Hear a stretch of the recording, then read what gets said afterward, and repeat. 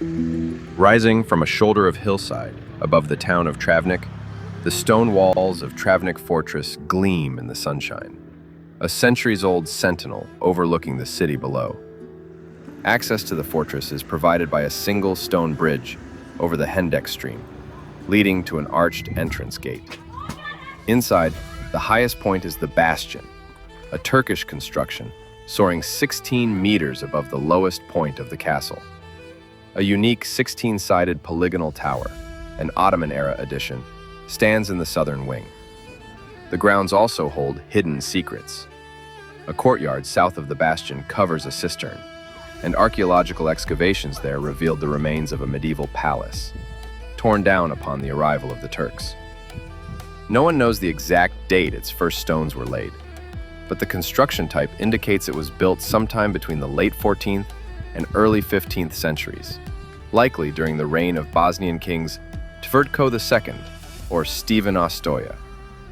Its purpose was born of conflict, to defend the medieval Bosnian kingdom against the advancing Ottoman Turks.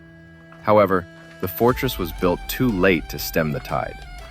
In 1463, Sultan Mehmed II advanced on Travnik, besieged it, and took it, leading to the fall of the Bosnian kingdom.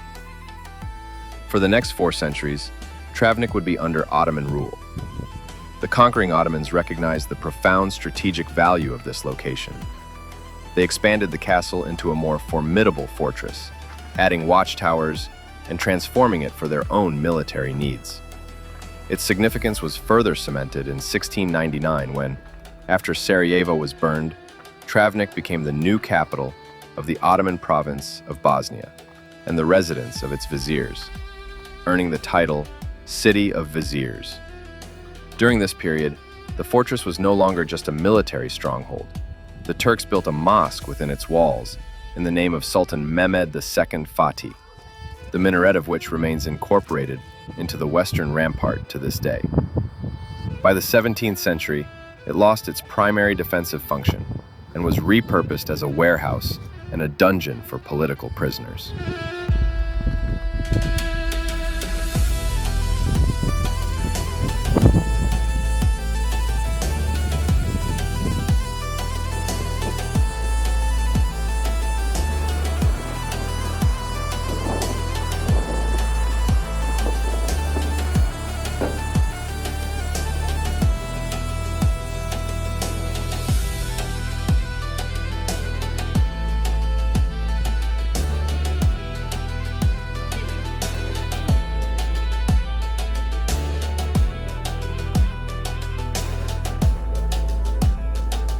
Today, the fortress houses the Regional Museum, with exhibitions on local history and folk culture nestled within the Polygonal Tower and Powder Magazine. The plateau between these structures buzzes with cultural life, hosting workshops, concerts, and outdoor events, ensuring this ancient monument remains a vibrant heart of the community.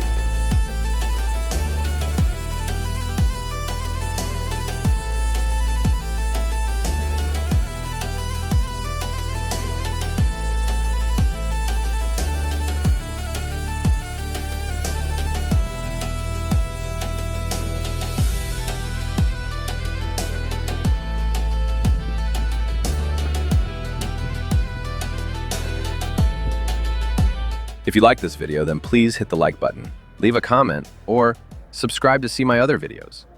Thanks for watching.